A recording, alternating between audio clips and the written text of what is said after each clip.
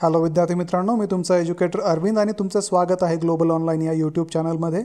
मित्रांनो, आजच्या व्हिडिओमध्ये आपण महाटीईटी 2024 अंतर्गत येणाऱ्या सामाजिक शास्त्र या विषयातील 125 महत्त्वाचे MCQ पाहणार आहोत। आणि माझी खात्री आहे हा जर व्हिडिओ तुम्ही संपूर्ण पाहिलात तर तुमची सामाजिक शास्त्र या विषयाची संपूर्ण तयारी, संपूर्ण रिव्हिजन या व्हिडिओमधून होणार आहे। तर विद्यार्थी मित्रांनो, वळूया आजच्या प्रश्नांकडे। विद्यार्थी मित्रांनो, प्रश्न आहे, दिवसा सुद्धा दिसू शकणारा डॅश डॅश हा सूर्यमालेतील सर्वात तेजस्वी ग्रह होय। आपल्याला याच्यामध्ये ऑप्शन्स दिले आहेत, शुक्र, बुध, गुरु आणि मंगळ। तर विद्यार्थी मित्रांनो, सूर्यमालेमध्ये शुक्र हा क्रमाने दुसरा ग्रह आहे। शुक्राची भ्रमणकक्षा जवळजवळ वर्तुळाकार आहे। याचा व्यास 12,104 किलोमीटर एवढा आहे। शुक्र आपल्याला आकाशात फक्त सकाळी किंवा संध्याकाळीच दिसतो। या ग्रहावर वातावरण अतिशय दाट असल्यामुळे सूर्याचा शुक्रावर पडलेला प्रकाश मोठ्या प्रमाणात परावर्तित होतो, म्हणून आपल्याला इतर ग्रहांपेक्षा शुक्र हा ग्रह अधिक तेजस्वी दिसतो। ठीक आहे, तर याचं योग्य उत्तर आहे शुक्र ग्रह, ऑप्शन अ। चला पुढचा प्रश्न आपण पाहूयात। आकाशातून पाहिले असता पृथ्वी डॅश डॅश रंगाची दिसते। तर विद्यार्थी मित्रांनो, पृथ्वी अंतराळातून निळी दिसते याची दोन कारणे आहेत। तर एक तर कारण तिच्या पृष्ठभागावरील पाण्याचे प्रमाण आणि दुसरं कारण म्हणजे सूर्यप्रकाशाच्या वातावरणाशी येणारा संपर्क। विद्यार्थी मित्रांनो, ज्यावेळेस आपण पाहतो की सूर्यप्रकाश पृथ्वीच्या वातावरणातून जातो त्यावेळेस तो सूर्यप्रकाश हवेतील रेणू आणि धुळीच्या कणांनी विखुरला जातो आणि त्यातील जो निळा रंग आहे तो किंवा निळा प्रकाश आहे तो इतर रंगांपेक्षा जास्त विखुरला गेल्याने वातावरण निळे दिसते। आणि हाच जो निळा रंग आहे तो पृथ्वीचा 71% पाण्याने व्यापलेला भाग किंवा पृष्ठभाग प्रतिबिंबित करतो। तर या प्रतिबिंबित केलेल्या रंगामुळे पृथ्वी अवकाशातून निळ्या रंगाची दिसते। ठीक आहे, तर याचं योग्य उत्तर आहे ब, निळ्या रंगाचे। चला आपण आता पुढचा प्रश्न पाहूयात। पृथ्वीपेक्षा जवळजवळ 11 पट मोठा असलेला डॅश डॅश हा ग्रह सूर्यमालेतील सर्वात मोठा ग्रह होय। आपल्याला इथे ऑप्शन्स दिलेत, गुरु, शुक्र, मंगळ आणि पृथ्वी। तर विद्यार्थी मित्रांनो, गुरु किंवा ज्युपिटर जो आहे हा अंतरानुसार सूर्यापासून 5व्या स्थानावर असलेला सूर्यमालेमधील आकारातील सर्वात मोठा ग्रह आहे। सूर्यमालेतील इतर सर्व ग्रहांच्या एकूण वस्तुमानाच्या 2.5 पट वस्तुमान केवळ एकट्या गुरुचे आहे। गुरुचे वस्तुमान पृथ्वीच्या 318 पट आहे आणि त्याचा व्यास हा पृथ्वीच्या 11 पट आहे। तर विद्यार्थी मित्रांनो, गुरु हा जो ग्रह आहे तो सूर्यमालेतील सर्वात मोठा ग्रह आहे आणि तो ग्रह पृथ्वीपेक्षा 11 पट मोठा आहे। तर याचं योग्य उत्तर आहे अ, गुरु। लक्षात ठेवा, गुरु हा सगळ्यात मोठा ग्रह आहे। चला पुढचा प्रश्न आपण पाहूयात। खालीलपैकी कोणता ग्रह आपण दुर्बिणीशिवायही पाहू शकतो? तर विद्यार्थी मित्रांनो, शुक्र रात्रीच्या आकाशात सूर्योदयापूर्वी किंवा सूर्यास्तानंतर पश्चिमेकडील आकाशात एक तेजस्वी तारा म्हणून दिसतो। आता जर आपण रात्रीच्या वेळी आकाशात सूर्योदयापूर्वी किंवा सूर्यास्तानंतर पाहिलं तर पश्चिम दिशेला आपल्याला शुक्र दिसतो। हा एक तेजस्वी तारा आहे आणि सूर्य आणि चंद्र याच्यानंतर आकाशातील तिसरी सर्वात तेजस्वी दिसणारी वस्तू म्हणजे शुक्र तारा आहे। ठीक आहे, तर याचं योग्य उत्तर आहे शुक्र। चला आपण आता पुढचा प्रश्न पाहूयात। सूर्यमंडलातील ज्ञात ग्रहापैकी डॅश डॅश हा सूर्यापासून सर्वात दूर असलेला ग्रह होय। तर विद्यार्थी मित्रांनो, सूर्यापासून सगळ्यात दूर असणारा ग्रह जो आहे तो म्हणजे नेपच्यून। नेपच्यून सूर्यापासून जास्त दूर असल्याने उघड्या डोळ्यांनी तो दिसत नाही आणि या ग्रहाचा निळा रंग त्याच्या वातावरणातील मिथेन पासून आहे। त्या मिथेनमुळे प्रकाशाच्या लाल तरंग लांबी तो मिथेन शोषून घेतो, परंतु निळ्या रंगाला तो परत अंतराळात परावर्तित करतो। तर जर्मन खगोलशास्त्रज्ञ जोहान गॅले यांनी 1846 मध्ये प्रथम या ग्रहाचे निरीक्षण केले। समुद्राच्या रोमन देवाच्या नावावरून या ग्रहाचे नाव नेपच्यून असे ठेवण्यात आले। तर याचा शोध 1846 मध्ये लागलेला आहे। 1846 मध्ये हा ग्रह शोधण्यात आलेला आहे। ठीक आहे, चला आपण आता पुढचा प्रश्न पाहूयात। सूर्यमालेतील कोणत्या ग्रहास सर्वाधिक उपग्रह आहेत? आपल्याला ऑप्शन्स दिलेत, शनी, शुक्र, गुरु आणि प्लुटो। तर विद्यार्थी मित्रांनो, आपल्याला जसं की माहित आहे पृथ्वीला एकच उपग्रह आहे तो म्हणजे चंद्र, मंगळाला 2 आहेत, गुरुला 95 आहेत, शनीला 146, युरेनसला 28, नेपच्यूनला 16 आणि प्लुटोला 5। तर शनी जो ग्रह आहे त्याला 146 म्हणजे सर्वाधिक उपग्रह सूर्यमालेत आहेत। तर याचं योग्य उत्तर आहे अ, शनी। ठीक आहे, चला पुढचा प्रश्न आपण पाहूयात। डॅश डॅश हा ग्रह सूर्यापासून सर्वाधिक जवळ आहे। ऑप्शन्स दिलेत, बुध, गुरु, शुक्र आणि पृथ्वी। तर विद्यार्थी मित्रांनो, बुध हा सूर्यमालेतील सूर्यापासून सर्वात जवळ असलेला ग्रह। त्याचं सूर्यापासूनचं जे अंतर आहे ते 5,79,09,175 किलोमीटर आहे। बुध त्याची सूर्याभोवतीची प्रदक्षिणा 88 दिवसात पूर्ण करतो। हा एक छोटा ग्रह असून आकारानुसार केवळ प्लुटो हा ग्रह बुधापेक्षा लहान आहे, म्हणजे प्लुटो नंतर बुध हा मोठा आहे। अर्थात प्लुटोला ग्रह आता म्हटलं जात नाही, कारण त्याचा आकार खूप छोटा आहे. तर सूर्याच्या फार जवळ असल्याने दुर्बिणीतून आपण हा जो ग्रह आहे तो पण क्वचितच पाहू शकतो आणि याला कुठलाही नैसर्गिक उपग्रह नाही. तर याचं जे योग्य उत्तर आहे ते बुध, ऑप्शन अ आहे. ठीक आहे. चला आपण आता पुढचा प्रश्न आहे, डॅश डॅश हा पृथ्वीपासून सर्वात जवळ असलेला ग्रह होय. आपल्याला ऑप्शन्स दिले चंद्र, बुध, शुक्र आणि मंगळ. तर विद्यार्थी मित्रांनो, याच्यामध्ये चंद्र हा उपग्रह आहे, पण याचं जे अंतर आहे ते 3,84,400 किलोमीटर आहे. पृथ्वीपासून हा एवढ्या अंतरावर. त्याच्यानंतर जर बुध पाहिलं तर त्याचं अंतर 82.5 दशलक्ष किलोमीटर पृथ्वीपासून आहे. त्याच्यानंतरचा ऑप्शन आहे शुक्र. तर शुक्राचं जे अंतर आहे ते 39.79 दशलक्ष किलोमीटर पृथ्वीपासूनचं अंतर आहे. आणि राहिला शेवटचं मंगळ.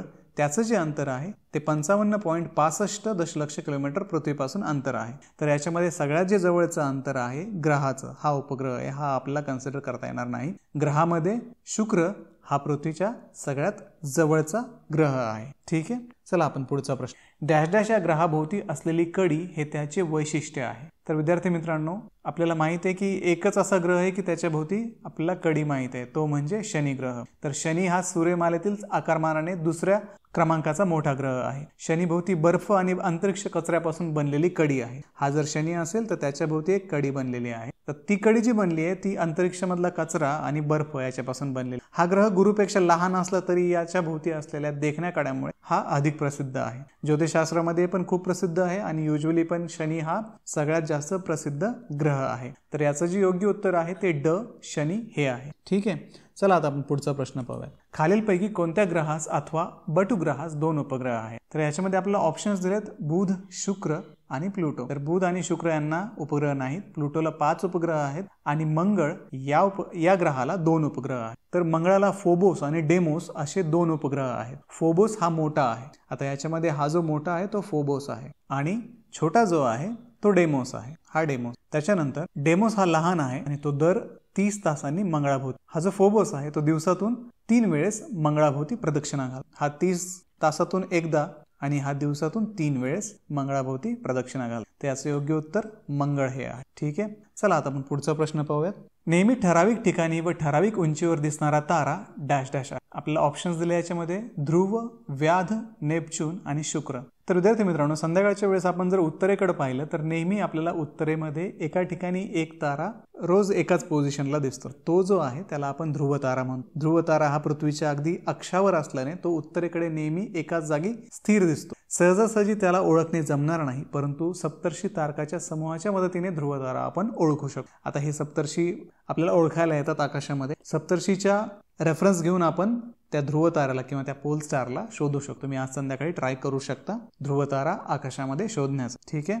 याचं योग्य उत्तर आहे अ, ध्रुव. डॅश डॅश या ग्रहावरील वातावरण पिवळसर ढगांनी व्यापलेले असते. तर आपल्याला ऑप्शन्स दिलेत बुध, शुक्र, प्लुटो आणि गुरु. तर विद्यार्थी मित्रांनो, शुक्र सूर्यमालेतील सर्वात उष्ण ग्रह आहे. हा सूर्यापासून 2 नंबरचा ग्रह आहे आणि याचं जे वातावरण आहे ते कार्बन डायऑक्साईड आणि H2SO4 पासून, सल्फ्युरिक ऍसिड आणि कार्बन डायऑक्साईड, आणि याच्या प्रेझेन्समुळे या सल्फ्युरिक ऍसिडमुळे याचं जे वातावरण आहे ते पिवळसर रंगाचं दिसतं. ठीक आहे. तर शुक्र या ग्रहावरील वातावरण पिवळसर ढगांनी व्यापलेले असते. योग्य उत्तर आहे शुक्र. चला पुढचा प्रश्न पाहूयात. नील आर्मस्ट्रॉंग व एडविन ऑल्ड्रिन हे अमेरिकन आकाशवीर अपोलो 11 या यानामधून चंद्रावर उतरले व नील आर्मस्ट्रॉंगने चंद्रावर पहिले पाऊल ठेवले. तर आपला ऑप्शन्स दिलेत 18 जुलै 1969, 28 जुलै 1969, 20 जुलै 1969 आणि 29 जुलै 1969. तर याचं जे योग्य उत्तर आहे ते 20 जुलै 1969 हे आहे. ऑप्शन क. हे लक्षात ठेवा. तर विद्यार्थी मित्रांनो, लक्षात ठेवा 20 जुलै 1969 साली नील आर्मस्ट्रॉंगने चंद्रावरती आपले पहिले पाऊल ठेवले होते. ठीक आहे. चला आपण आता पुढचा प्रश्न पाहूयात. आपणास चंद्रप्रकाश आल्हाददायक वाटतो याचं कारण विचारलंय. ऑप्शन्स दिले. चंद्र हा पृथ्वीचा उपग्रह आहे, तारा नव्हे. ऑप्शन ब, चंद्राला मिळणाऱ्या सूर्यप्रकाशापैकी फक्त 7% प्रकाश चंद्राच्या पृष्ठभागावरून परावर्तित होतो. ऑप्शन क, पृथ्वीभोवतीच्या वातावरणातून पृथ्वीवर येताना चंद्रप्रकाशाची तीव्रता कमी होते. आणि ऑप्शन ड, चंद्र हा परप्रकाशित आहे. तर विद्यार्थी मित्रांनो, आपल्याला माहिती आहे चंद्र हा उपग्रह आहे, त्याला स्वतःचा प्रकाश नाहीये. तो सूर्याने त्याच्यावरती पडलेला जो प्रकाश आहे तो परावर्तित करतो आणि चंद्र जेवढा सूर्यप्रकाश रिसीव्ह करतो किंवा मिळवतो सूर्याकडून त्याच्यापैकी फक्त 7% प्रकाश हा परावर्तित करतो. आणि या परावर्तित केलेल्या प्रकाशाचं प्रमाण कमी असल्यामुळे आपल्याला चंद्रप्रकाश हा आल्हाददायक वाटतो. तर याचं योग्य उत्तर आहे ब. चंद्राला मिळणाऱ्या सूर्यप्रकाशापैकी फक्त 7% प्रकाश चंद्राच्या पृष्ठभागावरून परावर्तित होतो. ठीक आहे, चला आपण पुढचा प्रश्न पाहूयात. चंद्रावरील गुरुत्वाकर्षण पृथ्वीवरील गुरुत्वाकर्षणाच्या डॅश डॅश आहे. ऑप्शन्स दिलेत 1/3, दुप्पट, 1/6, 1/5. तर विद्यार्थी मित्रांनो लक्षात ठेवा, चंद्राचे गुरुत्वाकर्षण जे आहे ते पृथ्वीच्या 1/6 आहे, म्हणजे 1/6 एवढे आहे. त्यामुळे जर तुम्ही चंद्रावर तुमचे वजन केले तर तुमचे वजन जे आहे 83.5% हलके वाटणार. उदाहरणार्थ आपण घेऊयात, 100 किलो वजन जर आपण पृथ्वीवरती मोजलं तर 100 किलो भरणार आहे. ते जर तुम्ही चंद्रावरती मोजलं तर ते 100 किलो ऐवजी 16.5 किलोग्राम एवढं भरणार आहे. म्हणजे त्याच्यामध्ये जो फरक येतोय तो 83.5% एवढा डिफरन्स येतोय, किंवा 1/6 एवढं वजन पृथ्वीला कम्पेअर करता चंद्रावरती येतंय. ठीक आहे, राहील लक्षात. मग याचा ऑप्शन क आहे 1/6. चला पुढचा प्रश्न पाहूयात आता.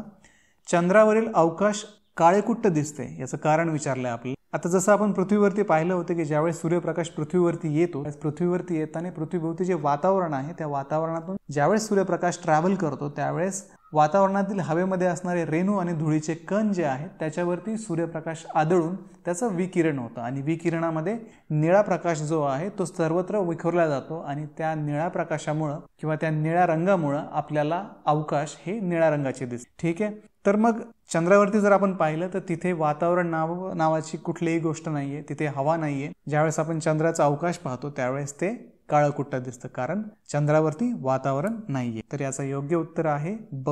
चंद्रावर वातावरण नाही. ठीक आहे, चला आता आपण पुढचा प्रश्न पाहू.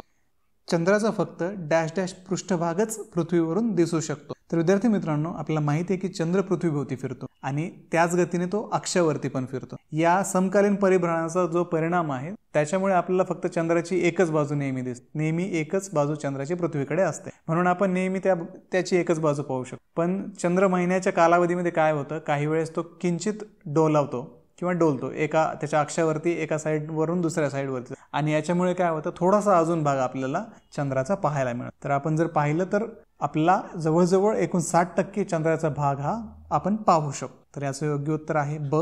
59%. ठीक आहे, आलं लक्षात. चला पुढचा प्रश्न पाहूया आपण. चंद्र दररोज आदल्या दिवशीच्या वेळेपेक्षा डॅश डॅश मिनिटे उशिरा उगवतो. तर विद्यार्थी मित्रांनो चंद्र प्रत्येक रात्री थोडासा उशिरा उगवतो. याचं कारण म्हणजे चंद्राची पृथ्वीभोवती प्रदक्षिणा पूर्ण होण्यासाठी 27 दिवस 7 तास आणि 43 मिनिट लागतात. तर या काळात काय होतं, चंद्र दररोज 12 ते 13 अंश पूर्वेकडे सरकतो. त्या पूर्वेकडे सरकल्यामुळं ते अंतर पृथ्वीला कव्हर करण्यासाठी रोज थोडा जास्त वेळ लागतो. त्यामुळे चंद्र पृथ्वीवरून त्याच ठिकाणी आपल्याला जर पाहायचं असेल, समजा आज तुम्ही पाहिलं या ठिकाणावरून एका ठिकाणावर आणि उद्या परत तुम्हाला त्याच ठिकाणावरून जर चंद्रोदय पाहायचा असेल तर त्याच ठिकाणी परत तो चंद्र दिसण्यासाठी 50 मिनिट उशीर लागतो. तर याचं योग्य उत्तर आहे ड. 50 मिनिट. ठीक आहे, आपण आता पुढचा प्रश्न पाहूयात. ज्या ग्रहाची घनता पाण्याहून कमी आहे आणि जो पाण्याच्या पृष्ठभागावर ठेवला तर तरंगू शकेल असा ग्रह म्हणजे. तर विद्यार्थी मित्रांनो आता याच्यामध्ये ऑप्शन आहेत बुध, शुक्र, शनी आणि मंगळ.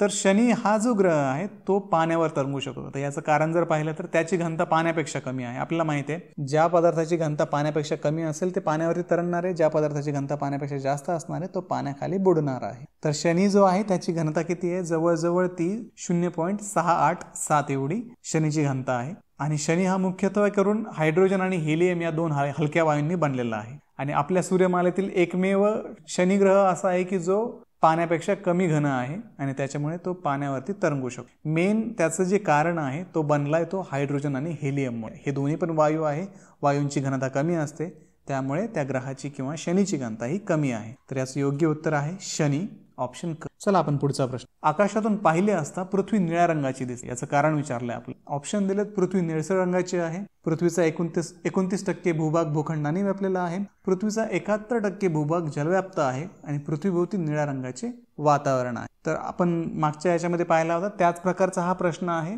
जसं की आपण पाहिलंय की ज्यावेळेस सूर्याचा प्रकाश पृथ्वीवरती येतो आणि त्यातला निळा रंग विखुरला जातो हवेतील रेणूमुळे आणि धुळीमुळे, तो जो निळा रंग आहे तो पृथ्वीचा 71% भूभाग जलव्याप्त असल्यामुळे तो निळा रंग रिफ्लेक्ट केला जातो किंवा परावर्तित केला जातो, म्हणून आकाशातून पाहिले असता पृथ्वी ही निळ्या रंगाची. ठीक आहे, चला आपण आता पुढचा प्रश्न पाहूयात. खालीलपैकी कोणती बाब पृथ्वीच्या परिभ्रमणामुळे घडून येते असे म्हणता येणार नाही. ऑप्शन्स दिलेत पृथ्वीवर विशिष्ट काल्पनिक वृत्ते व कटिबंध तयार होतात, त्याच्यानंतर पृथ्वीवर ऋतूंची निर्मिती होते, पृथ्वीवर असमान दिवस व रात्री निर्माण होतात आणि समुद्रात लाटांची निर्मिती व भरती ओहोटी या क्रिया घडतात. तर आपल्याला विचारलंय की पृथ्वीच्या परिभ्रमणामुळे घडून येते असं म्हणता येणार नाही. तर याच्यामध्ये जे समकालीन वृत्ते आणि कटिबंध तयार होतात ते परिभ्रमणामुळे होतात.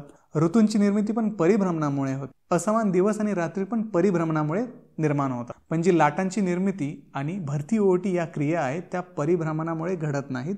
तर लाटांची निर्मिती जी होते जेव्हा समुद्राच्या पृष्ठभागावर वारा खूप वेगाने वाहतो तेव्हा लाटा तयार होतात. आणि चंद्र आणि सूर्य याचं जे गुरुत्वाकर्षण आहे ते ज्यावेळेस सागराच्या पाण्यावरती इफेक्ट करतं त्यावेळेस पाण्याच्या पातळीत नियमित चढ आणि उतार येतो, म्हणजे भरती आणि ओहोटी होते. पौर्णिमेच्या आणि अमावस्येच्या रात्री समुद्राला सगळ्यात जास्त भरती येते. भरतीची वेळ व प्रमाण हे ऋतुमानानुसार आपण कमी जास्त असतं असं म्हणू शकतो. तर मग याच्यामध्ये जो ऑप्शन आहे ऑप्शन ड हे याचं योग्य उत्तर आहे. पृथ्वीवर वातावरण नसते तर पृथ्वीवरील अवकाश डॅश डॅश रंगाचे दिसले असते. आपण जसं चंद्राविषयी डिस्कस केलं, जर वातावरण नसेल तर प्रकाशाचं विकिरण होणार नाही आणि आकाश हे काळ्या रंगाचं दिसणार. तर याचं योग्य उत्तर आहे काळ्या रंगा, ऑप्शन ब. नंतरचा प्रश्न आहे पृथ्वीस सूर्याभोवती एक फेरी पूर्ण करण्यास डॅश डॅश दिवस लागतात. हे आपल्याला माहित आहे.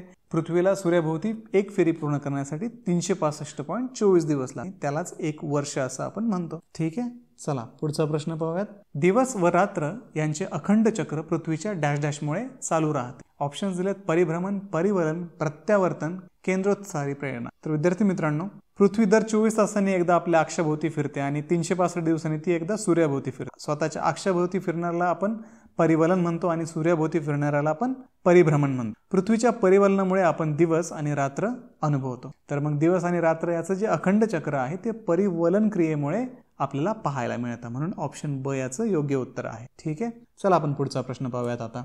सूर्यकिरणांना सूर्यापासून पृथ्वीपर्यंत येण्यास किती वेळ लागतो? ऑप्शन्स दिले 4 सेकंद, 4 मिनिटे 4 सेकंद, 8 सेकंद आणि 8 मिनिटे 20 सेकंद. विद्यार्थी मित्रांनो, सूर्यापासून पृथ्वीचं जे अंतर आहे ते जवळजवळ 93 दशलक्ष मैल म्हणजेच 150 दशलक्ष किलोमीटर आहे. 150 दशलक्ष किलोमीटर वरती सूर्य आहे पृथ्वीपासून आणि हे जे अंतर आहे ते प्रकाशाला पार करण्यासाठी जवळजवळ 8 मिनिटे आणि 20 सेकंद एवढा वेळ लागतो. विद्यार्थी मित्रांनो, प्रश्न आहे पृथ्वीभोवती एक प्रदक्षिणा पूर्ण करण्यास चंद्राला डॅश डॅश इतके दिवस लागतात. तर आपल्याला ऑप्शन्स दिले 30.50, 29.75, 27.33 आणि 28.66. तर मित्रांनो, चंद्र हा पृथ्वीचा उपग्रह आहे आणि चंद्र पृथ्वीभोवती एक प्रदक्षिणा पूर्ण करण्यास 27.3 दिवस घेतो. तर याचं जे योग्य उत्तर आहे ते 27.3 ऑप्शन क हे आहे. ठीक आहे, चला पुढचा प्रश्न आपण पाहूयात. भारतीय प्रमाणवेळ ही ग्रीनिच प्रमाणवेळेपेक्षा डॅश डॅश तासांनी पुढे आहे. ऑप्शन्स आहेत 4.5, 3.5, 5.5 आणि 6.5. तर विद्यार्थी मित्रांनो, थोडक्यात प्रमाणवेळ ही जगातील वेगवेगळ्या ठिकाणी पाळली जाणारी घड्याळाची एक वेळ आहे आणि बऱ्याचदा प्रमाणवेळेला स्थानिक वेळ असं पण म्हणतात आणि प्रमाणवेळ ही UTC पासून स्थानिक वेळ फरकामध्ये लिहिली जाते. उदाहरणार्थ भारतीय प्रमाणवेळ ही UTC प्लस 5.5 आहे. भारताच्या बाबतीत पाहिलं तर भारताची प्रमाणवेळ ही ग्रीनिच प्रमाणवेळेपेक्षा 5.5 तासांनी पुढे आहे. तर याचं जे योग्य उत्तर आहे ते क 5.5 तास हे आहे. ठीक आहे, चला आपण आता पुढचा प्रश्न पाहूयात. खालीलपैकी कोणता भूखंड आकारमानाने सर्वात मोठा आहे? ऑप्शन्स दिलेत आपल्याला आशिया, आफ्रिका, युरोप आणि दक्षिण अमेरिका. तर विद्यार्थी मित्रांनो, आपण जर आशिया खंडाचे क्षेत्रफळ पाहिले तर आशिया खंडाचे क्षेत्रफळ हे सर्वात जास्त म्हणजे 4,45,79,000 चौरस किलोमीटर आहे. म्हणून आशिया जो खंड आहे तो आकारमानाने सर्वात मोठा आहे आणि पृथ्वीवरती तो 34% भाग व्यापतो. तर याचं जे योग्य उत्तर आहे ते आशिया हे आहे. ठीक आहे, चला पुढचा प्रश्न पाहूयात. खालीलपैकी कोणत्या शहरात उन्हाळ्यात क्रिसमस साजरा केला जातो? आपल्याला ऑप्शन्स दिलेत सिडनी, बैरूत, बेथलहेम आणि न्यूयॉर्क. तर विद्यार्थी मित्रांनो, जसा भारतात क्रिसमस हिवाळ्यात साजरा होतो तसा दक्षिण गोलार्धात देशामध्ये उन्हाळ्यात साजरा केला जातो. कारण पृथ्वी आपल्या अक्षावर झुकलेली असते आणि तेव्हा दक्षिण गोलार्धातील देशामध्ये उन्हाळा चालू असतो. म्हणजेच जेव्हा उत्तर गोलार्धात उन्हाळा असतो तेव्हा दक्षिण गोलार्धात हिवाळा असतो. आणि सिडनी हे जे शहर आहे ते ऑस्ट्रेलियामध्ये आहे आणि ऑस्ट्रेलिया हा दक्षिण गोलार्धामधला देश आहे. त्याच्यामुळे सिडनी या शहरामध्ये उन्हाळ्यामध्ये क्रिसमस साजरा केला जातो. तर याचं जे योग्य उत्तर आहे ते ऑप्शन अ सिडनी हे आहे. ठीक आहे, चला आपण पुढचा प्रश्न पाहूयात. प्रकाशाचा वेग सेकंदास डॅश डॅश किलोमीटर इतका आहे. तर विद्यार्थी मित्रांनो, लक्षात ठेवा प्रकाशाचा वेग सेकंदाला 2,99,792 किलोमीटर प्रति सेकंद एवढा आहे. ऑप्शन अ याचं योग्य उत्तर आहे. पुढचा प्रश्न पाहूयात. 21 जून रोजी डॅश डॅश या अक्षवृत्तावर उत्तर गोलार्धात सर्वात मोठा दिवस असतो. आपल्याला ऑप्शन्स दिलेत 20 अंश उत्तर, 23.5 अंश उत्तर, 23.5 अंश दक्षिण आणि 0 अंश विषुववृत्त. तर विद्यार्थी मित्रांनो, 21 जून जो आहे, 21 जून या दिवसापासून उत्तरायण संपून सूर्य आपलं दक्षिणायन सुरू करतो आणि या दिवशीच दिवस मोठा तर रात्र अगदी लहान असते. या दिवसाला समर सोलिस्ट असे म्हणतात.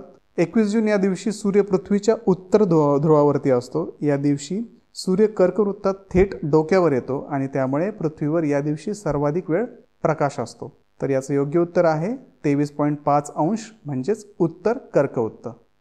तर याचं योग्य उत्तर ब 23.5 अंश उत्तर हे आहे. ठीक आहे, चला पुढचा प्रश्न पाहूयात. डॅश डॅश या दिवशी पृथ्वीवर सर्वत्र 12 तासांची रात्र व 12 तासांचा दिवस असतो. विद्यार्थी मित्रांनो, 6 महिने सूर्य हा पृथ्वीच्या उत्तर ध्रुवीय भागात व 6 महिने दक्षिण ध्रुवीय भागात असतो. अशा प्रकारे वर खाली सरकताना तो 2 वेळा पृथ्वीच्या विषुववृत्ताच्या समान पातळीवर येतो. त्यावेळेस दिवस आणि रात्र हे समसमान म्हणजेच 12 तासाचे असतात. हे दिवस म्हणजे 21 मार्च आणि 23 सप्टेंबर हे 2 आहेत. तर याचं जे योग्य उत्तर आहे ऑप्शन क 21 मार्च हे आहे. ठीक आहे, चला पुढचा प्रश्न पाहूयात. 23 सप्टेंबर या दिवशी भारतात सर्वत्र डॅश डॅश असतात. ऑप्शन आहे रात्र व दिवस सारखे, दिवस मोठा व रात्र लहान, रात्र मोठी व दिवस लहान, दिवस व रात्र लहान. तसंच आपण मागच्याच क्वेश्चनमध्ये पाहिलं होतं की सूर्य काही दिवस म्हणण्यापेक्षा 6 महिने उत्तर गोलार्धात आणि 6 महिने दक्षिण गोलार्धात असतो आणि वर्षातून 2 दिवस तो विषुववृत्तावरती येतो. त्यातला एक दिवस म्हणजे 21 मार्च आणि दुसरा दिवस म्हणजे 23 सप्टेंबर. तर 23 सप्टेंबर या दिवशी भारतामध्ये रात्र आणि दिवस हे समान असतात. ऑप्शन अ त्याचं योग्य उत्तर आहे, रात्र व दिवस सारखे. चला पुढचा प्रश्न पाहूयात. कास्ट भूरूपे डॅश डॅश प्रदेशात निर्माण होतात. आपल्याला ऑप्शन्स दिलेत कोरड्या हवामानाच्या, आर्द्र हवामानाच्या, तीव्र उताराच्या आणि चुनखडक असलेल्या. तर विद्यार्थी मित्रांनो, कास्ट भूरूपे म्हणजे जमिनीखालील खडकामध्ये नैसर्गिकरित्या तयार झालेल्या गुहा, सिंक होल किंवा झरे इत्यादी. ज्यावेळेस खडकामधील भेगा आणि छिद्रामधून पाणी जमिनीत पाझरतं आणि जमिनीतून कार्बन डायऑक्साईड विरघळून पाण्यात कार्बोनिक ॲसिड बनतं आणि याच पाण्यामुळे कार्बोनेट खडक जे असतात ते विरघळतात आणि हजारो किंवा लाखो वर्ष जाऊन ही भूरूपे तयार होतात. तर कास्ट भूरूपे मेक्सिको, स्पेन, चीन आणि रशियासह अनेक देशामध्ये आढळतात. तर याचं योग्य उत्तर चुनखडक असलेल्या प्रदेशामध्ये हे आहे, कारण चुनखडक कार्बोनिक ॲसिडमध्ये विरघळला जातो. ठीक आहे, चला पुढचा प्रश्न पाहूयात. रॉकी पर्वताच्या उतारावरून पूर्वेकडे वाहणाऱ्या स्थानिक वाऱ्यांना डॅश डॅश या नावाने ओळखले जाते. आपल्याला ऑप्शन्स दिलेत पश्चिमी, मतलई, चिनूक आणि फॉन. तर विद्यार्थी मित्रांनो, रॉकी पर्वताच्या उताराकडून पूर्वेकडे वाहणारे जे स्थानिक वारे आहे ते वारे उबदार आणि कोरडे आहे, जे उंच पर्वतरांगामध्ये विशेषतः हिवाळ्यामध्ये येतात आणि चिनूक या नावाने ओळखले जातात. तर याचं उत्तर क चिनूक हे आहे. चला आपण पुढचा प्रश्न पाहूया. आईसलँडमधील ज्वालामुखी डॅश डॅश या नावाने ओळखला जातो. आपल्याला ऑप्शन्स दिलेत हेक्ला, एटना, कोटोपॅक्सी आणि पिनाटोबा. तर विद्यार्थी मित्रांनो, हेक्ला हा ज्वालामुखी आईसलँडमध्ये आहे आणि या ज्वालामुखीचे वैशिष्ट्य म्हणजे हा भेगी प्रकारचा ज्वालामुखी आहे. हा मोठ्या प्रमाणावर याचा उद्रेक होत असतो आणि ज्यावेळेस उद्रेक होतो त्यावेळेस हेक्लूच्या नावाने ओळखल्या जाणाऱ्या 5.5 किलोमीटर लांबीच्या भेगीतून लावारस बाहेर येतो. असाच उद्रेक जो झाला होता तो 2000 साली झाला होता आणि हा जो उद्रेक आहे तो 4 दिवस रेग्युलर चालू होता. तर याचं योग्य उत्तर आहे हेक्ला. ठीक आहे, चला पुढचा प्रश्न पाहूयात आपण. सूर्यकुल व पृथ्वी निर्मितीची भरती परिकल्पना डॅश डॅश या शास्त्रज्ञाने मांडली. तर विद्यार्थी मित्रांनो, शिकागो विद्यापीठातील भूगर्भ शास्त्रज्ञ चेंबरलेन व खगोलशास्त्रज्ञ मुल्टन यांनी इसवी सन 1905 मध्ये सूर्यकुल व पृथ्वी निर्मितीची भरती परिकल्पना मांडली. यामध्ये सूर्यावरील वायूपासून सूर्यकुल बनले आहे असे त्यांचे म्हणणे होते. तर याचं योग्य उत्तर आहे चेंबरलेन, ऑप्शन अ. ठीक आहे, चला पुढचा प्रश्न पाहूयात. पृथ्वी निर्मितीचा तेजोमेघ सिद्धांत डॅश डॅश या तत्वज्ञाने मांडला. आपल्याला ऑप्शन्स दिलेत इमॅन्युएल कांट, हॉईल, टॉलेमी आणि हम्बोल्ट. तर विद्यार्थी मित्रांनो, जर्मन शास्त्रज्ञ इमॅन्युएल कांटने 1755 साली पृथ्वी निर्मितीचा तेजोमेघ सिद्धांत मांडला होता आणि त्याच्यानुसार पृथ्वी आणि सूर्य हे तेजोमेघापासून बनलेले आहे असे त्यांनी या सिद्धांतामध्ये म्हटले आहे. तर ऑप्शन अ इमॅन्युएल कांट याचं योग्य उत्तर आहे. ठीक आहे, पुढचा प्रश्न पाहूयात. पॉडझाल हा मृदा प्रकार डॅश डॅशमध्ये आढळतो. तर विद्यार्थी मित्रांनो, पॉडझाल ही वालुकामय माती आहे. याच्यामध्ये वाळू मिश्रित असते आणि यामध्ये ॲल्युमिनियम, सेंद्रिय पदार्थ, कधी कधी लोह संयुगे पण असतात. तसेच हिचा जो समूह आहे म्हणजे पीएच जो आहे तो आम्लधर्मी आहे आणि ही माती सूचीपर्णी अरण्याच्या प्रदेशामध्ये आढळते. तर याचं योग्य उत्तर आहे सूचीपर्णी अरण्याच्या प्रदेशामध्ये. ठीक आहे, पुढचा प्रश्न पाहूयात. सुनामी लाटा निर्माण होण्याचे कारण डॅश डॅश हे आहे. आपल्याला ऑप्शन दिले चक्रीवादळाची निर्मिती, फॉन व चिनूक वारे वाहणे, सागर तळाशी भूकंप होणे आणि खग्रास सूर्यग्रहण. तर मित्रांनो, सुनामी ही भूकंप किंवा ज्वालामुखी अशा नैसर्गिक घटनामुळे येते आणि यामध्ये सुनामीमध्ये काय होते तर समुद्राच्या तळाशी जेव्हा भूकंप होतो त्यावेळेस प्रचंड उंचीच्या आणि वेगवान लाटा तयार होतात आणि ह्या ज्या लाटा आहेत त्या किनाऱ्यावर आदळतात. तर सुनामीमुळे किनारी प्रदेशात खूप जास्त नुकसान होते, असंख्य लोक मृत्युमुखी पण पडतात. सन 2004 मध्ये हिंदी महासागरात आलेल्या सुनामीमुळे सुमारे 2,30,000 लोक मृत्युमुखी पडले होते. तर याचे योग्य उत्तर आहे सागर तळाशी भूकंप होणे. चला पुढचा प्रश्न पाहूयात. भारतातील सर्वोच्च शिखर कोणते? आपल्याला ऑप्शन्स दिलेत माउंट एव्हरेस्ट, K2, कंचनजंगा आणि लोत्से. तर विद्यार्थी मित्रांनो, कांचनजंगा हे भारतातील सर्वात उंच शिखर आहे आणि त्याची जी उंची आहे ती 8,586 मीटर आहे. तसेच हे जगातील तिसरे सर्वात उंच शिखर आहे. हे पर्वत शिखर भारत आणि नेपाळच्या सीमेवर दार्जिलिंगच्या वायव्येस फक्त 46 मैलावरती भारताच्या सिक्कीम राज्याजवळील हिमालयाच्या पर्वतरांगेमध्ये आहे. तर याचं योग्य उत्तर आहे कांचनजंगा, ऑप्शन क. ठीक आहे, चला पुढचा प्रश्न पाहूयात. ख्रिस्तपूर्व काळात डॅश डॅश या ज्वालामुखीच्या उद्रेकामुळे पॉम्पी शहर गाडले गेले. आपल्याला ऑप्शन्स दिलेत क्रकाताऊ, माउंट एटना, माउंट व्हेसुयस आणि माउंट पेलियन. तर पॉम्पई हे जे शहर आहे हे इटलीमधलं एक प्राचीन शहर आहे. हे शहर माउंट व्हेसुवियस या ज्वालामुखीच्या उद्रेकातून बाहेर पडलेल्या राखेखाली त्या काळी दडपले गेले होते आणि नष्ट झाले होते. अलीकडेच पॉम्पई हे जे शहर आहे युनेस्कोने जागतिक वारसा म्हणून घोषित केलेले आहे. तर याचं उत्तर क, माउंट व्हेसुवियस हे आहे. ठीक आहे, चला आपण पुढचा प्रश्न पाहूयात. खग्रास सूर्यग्रहणाच्या काळात चंद्राची छाया डॅशच्या दिशेकडून डॅशच्या दिशेकडे सरकत असते. आपल्याला ऑप्शन्स दिलेत पूर्व पश्चिम, पश्चिम पूर्व, उत्तर दक्षिण आणि दक्षिण उत्तर. तर विद्यार्थी मित्रांनो, ज्यावेळेस खग्रास सूर्यग्रहण होतं त्या काळात चंद्राची जी छाया आहे ती पश्चिम दिशेकडून पूर्व दिशेकडे सरकते. याचं जे योग्य उत्तर आहे ते ऑप्शन ब, पश्चिम पूर्व हे आहे. ठीक आहे, पुढचा प्रश्न आहे लोएस मृदेचा सर्वात मोठा प्रदेश डॅश डॅश मध्ये आढळतो. आपल्याला ऑप्शन्स दिलेत उत्तर भारत, रशिया, उत्तर चीन, अफगाणिस्तान. तर विद्यार्थी मित्रांनो, लोएस मृदा जी आहे ती जेव्हा वारे वाळवंटी भागातून मोठ्या प्रमाणात धुळीचे सूक्ष्म कण वाहून नेतात त्यावेळेस त्या धुळीच्या या सूक्ष्म कणांचा जो प्रचंड साठा आहे तो जागोजागी निर्माण होतो आणि ही माती जी आहे ती पिवळी किंवा हलकी तपकिरी रंगाची दिसते आणि या प्रकारची माती अतिशय सुपीक मानली जाते. असे प्रचंड साठे उत्तर चीनमध्ये फार मोठ्या प्रमाणावर आढळतात. तर तिथे काय होते तर गोबीच्या वाळवंटातून येणारे जे वारे आहे ते त्यांच्यासोबत हजारो वर्षापूर्वीपासून ही माती घेऊन येत आहेत आणि उत्तर चीन या भागामध्ये ते साठवत आहेत. तर तिथे लोएस प्रकारची मृदा तयार होत आहे. तर याचं योग्य उत्तर क, उत्तर चीन हे आहे. ठीक आहे, पुढचा प्रश्न पाहूयात. हवेचे अस्तित्व वातावरणाच्या डॅश डॅश या थरामध्ये आढळते. तर विद्यार्थी मित्रांनो, पृथ्वीच्या वातावरणातला सर्वात जो खालचा थर आहे त्याला आपण तपांबर असे म्हणतो. तर यामध्ये वातावरणातील हवेच्या वस्तुमानापैकी जवळजवळ 80% वस्तुमान आणि हवेतील बाष्पापैकी जवळजवळ 90% बाष्प या स्तरामध्ये सामावलेले आहे. तपांबराची जी जाडी आहे ती विषुववृत्ताजवळ 15 किलोमीटर तर ध्रुवीय प्रदेशामध्ये 10 किलोमीटर आहे. तर मग याचं जे योग्य उत्तर आहे ते तपांबर, ऑप्शन अ आहे. पुढचा प्रश्न पाहूयात आपण. तपांबर हा पृथ्वीच्या लगतचा वातावरणाचा भाग पृथ्वीच्या पृष्ठभागापासून सरासरी डॅश डॅश किलोमीटर उंचीपर्यंत आढळतो. तर विद्यार्थी मित्रांनो, याला ऑप्शन दिलेत 5, 11, 27 आणि 65. जसं आपण पाहिलं की तपांबर हे विषुववृत्तावरती 15 किलोमीटर आणि ध्रुवीय प्रदेशात 10 किलोमीटरवरती आढळतं. तर याचं जर आपण सरासरी पाहिलं तर सरासरी तपांबर हा पृथ्वीलगतचा जो वातावरणाचा भाग आहे तो पृथ्वीच्या पृष्ठभागापासून 11 किलोमीटर उंचीवरती सरासरी आढळतो. ठीक आहे, याचं योग्य उत्तर ब आहे. चला पुढचा प्रश्न पाहूयात. तपांबर व स्थितांबर यांच्या दरम्यान सुमारे 3.2 किलोमीटर उंचीचा एक निर्वात पट्टा आढळतो. या पट्ट्यास डॅश डॅश अशी संज्ञा आहे. तर विद्यार्थी मित्रांनो, तपांबराच्या सर्वात वरच्या भागात हवा विरळ असते आणि त्यामुळे तिथे उंचीनुसार तापमान बदलत नाही. म्हणून तपांबराच्या या विरळ सीमा क्षेत्रास तपस्तब्धी असे म्हणतात. आपला ऑप्शन दिले होते नीलस्तब्धी, दलस्तब्धी, तपस्तब्धी आणि स्थिरस्तब्धी. तर याच्यामध्ये ऑप्शन क, तपस्तब्धी हे आहे. चला पुढचा प्रश्न पाहूया. तपांबरापलीकडील विरळ हवा, वाढते तापमान व ढगांचा अभाव ही वैशिष्ट्ये असलेल्या स्थितांबर या भागाचा विस्तार सुमारे डॅश डॅश किलोमीटर उंचीपर्यंत आढळतो. तर विद्यार्थी मित्रांनो, स्थितांबर हा पृथ्वीचा जसा वातावरणाचा दुसरा स्तर आहे जो तपांबराच्या वरती असतो आणि मध्यांबराच्या खाली असतो. तर याच्यामध्ये उबदार हवा जास्त असते आणि थंड हवा कमी असते आणि यातच ओझोनचा समावेश करण्यात आलेला आहे. तर याचं जे विस्तार आहे तो 50 किलोमीटर एवढा आहे. तर याचा जो ऑप्शन होता तो क, 50 हे योग्य उत्तर आहे. विद्यार्थी मित्रांनो, प्रश्न आहे डॅश डॅश आकर्षण शक्तीमुळे समुद्रात लाटा निर्माण होतात. ऑप्शन आहेत सूर्य व चंद्र यांच्या, पृथ्वीच्या, पृथ्वी व चंद्र यांच्या आणि पृथ्वी व सूर्य यांच्या.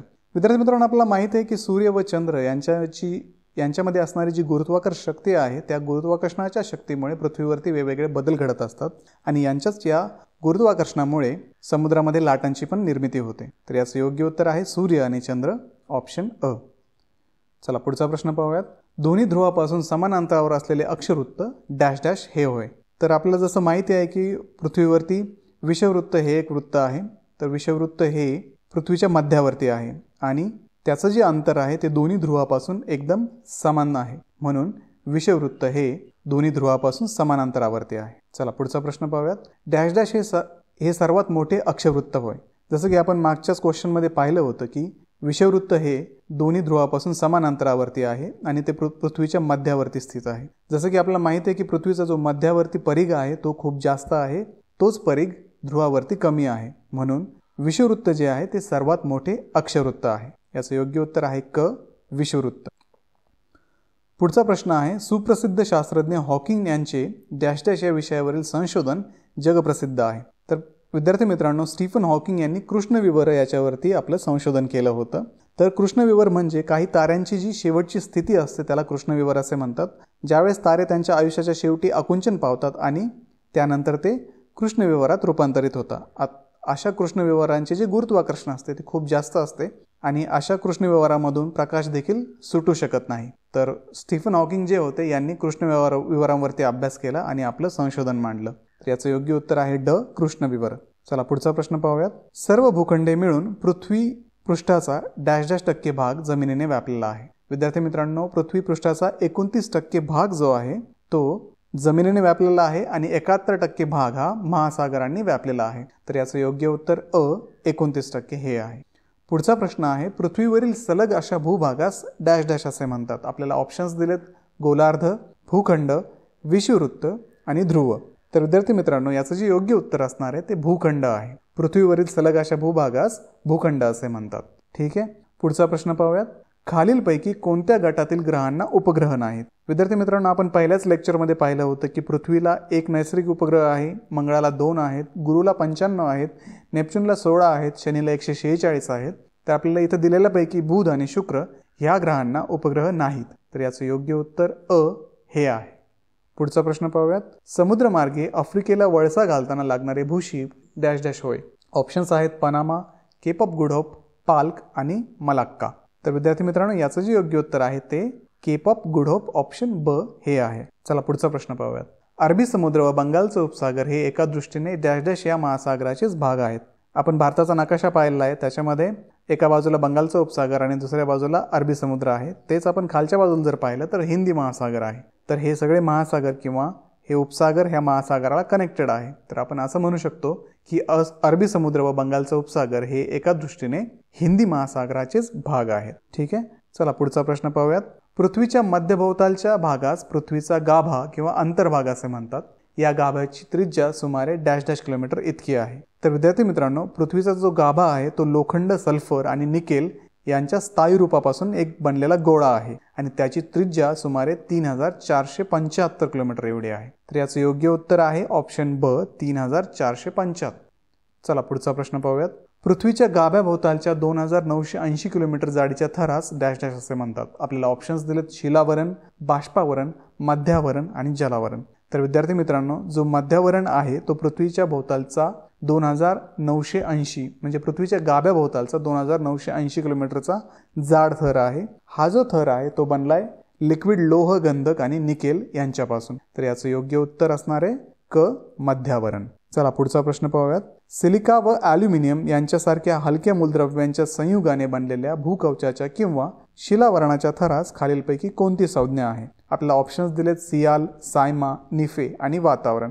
तर विद्यार्थी मित्रांनो, भूकवचाच्या वरच्या भागाला सियाल असे म्हणतात आणि या खडकात सिलिका आणि ॲल्युमिनियम यांचे प्रमाण खूप जास्त आढळते आणि असंही पाहिलं गेलंय की बहुतेक खडकांची जी निर्मिती आहे ती सियालपासून झालेली आहे. तर याचं योग्य उत्तर सियाल, ऑप्शन ए किंवा ऑप्शन अ हे आहे. ठीक आहे. चला पुढचा प्रश्न पाहूयात.